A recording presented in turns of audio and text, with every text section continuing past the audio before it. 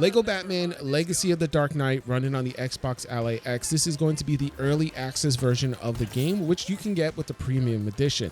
So there are going to be some things that could change or improve over time. Now, I'm mentioning this because I did run into a few odd glitches here and there, mostly when transitioning from gameplay into cutscenes. Now, I'm not sure if it's the game itself or the hardware, but I thought it was worth mentioning. In this video, I'm going to be going over the gameplay and performance, the settings I'm using, and what I recommend so you know what to expect on the handheld. If you enjoy handheld performance tests like this and you would like to see more, definitely go ahead and subscribe, like the video, and let's get into it. So I'm going to start with the settings first. We're going to go into the options and then head over to the video tab. I have the frame rate set to unlimited for testing purposes, but I do recommend going ahead and locking it at 60 for a more consistent experience. The resolution is 1920 by 1080. You could definitely go ahead and drop this to 900p if you want just a little bit more performance, but it ran perfectly fine at 1080p for me.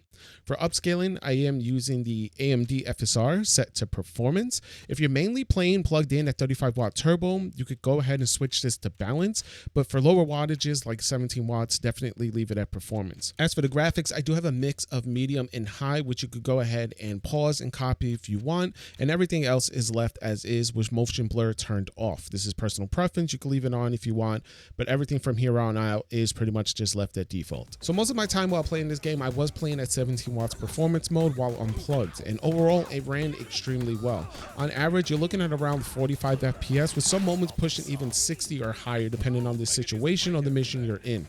A lot of the game does take place indoors and underground, however, which does help with the performance since there's less to render. However, when things do dip, it happens in the open world, specifically when you're driving or gliding. At 17 watts, those sections can drop to around 30 FPS, with occasional dips into the mid-20s. However, it is brief. Now, if you wanted to, you could go ahead and bump up to 25 watts or even 35 watt turbo if you're plugged in. And in these same situations, you're going to see about a 10 FPS boost. You're going to see about 40 FPS on average when gliding or driving the car. Outside of those moments, however, the game generally holds pretty well at 17 watts, mainly about 40 FPS on the low and 60 FPS on the high. You can see it sit somewhere between 45 to 55 FPS on average, which makes it very playable without actually having to boost up that wattage. So like I mentioned before, there were a couple of hiccups and glitches here and there. Now, the main issue that I did run into while playing the game was transitioning from gameplay to cutscenes. A few times the screen would just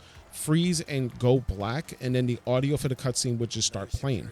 During that moment, wattage would drop down to about 5 watts, which I've never seen it do before, and then suddenly the cutscene would kick in and then everything would turn to normal. The FPS would shoot up to 50 FPS, the wattage would go back to a normal steady wattage, and it was just inconsistent, and I wasn't actually able to reproduce this while recording, but it did happen enough to mention, and likely something that can get fixed and improved over time. Like I mentioned, this is the early access version of the game. Aside from that, there were just a few minor texture pop-ins. It happened about once or twice. They were quick and didn't really affect the experience whatsoever.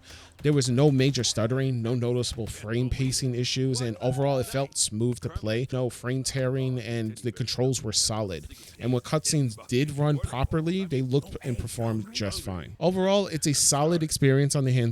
It runs well, and it's very playable at 17 watts. And if you want to smooth it out in the open worlds a bit, you can always go ahead and increase the wattage or just drop it down to 900p from 1080. Either way, it's definitely playable on the Xbox Ally X. That's going to be it for this one. This was Lego Batman Legacy of the Dark Knight running on the Xbox Ally X. If you happen to have any questions, feel free to leave them in the comment section down below. If you're new to the channel, consider subscribing, like the video, and I hope to see you on the next one. Applied Sciences in the basement. Nice card. Is that eggshell? Bruce Wayne?